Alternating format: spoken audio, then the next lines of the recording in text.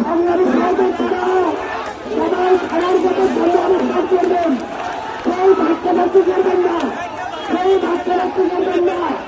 আমরা জবাব চাইতে এসেছি, আমাদেরকে জবাব দিতে হবে। আমাদের প্রোগ্রাম চলাকালীন কিভাবে সেখানে আমরা জবাব চাই, কিভাবে এখানে হামলাটা মঞ্চের সামনে পর্যন্ত চলে আসলো আমরা এখানে জবাব চাই। আমাদের জেলায় হত্যা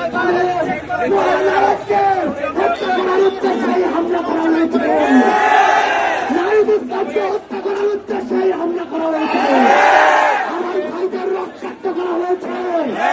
প্রশাসন কোথায় ছিল? সালাউদ্দিন আহমেদ কোথায় ছিল? তারেক রহমান কোথায় ছিল?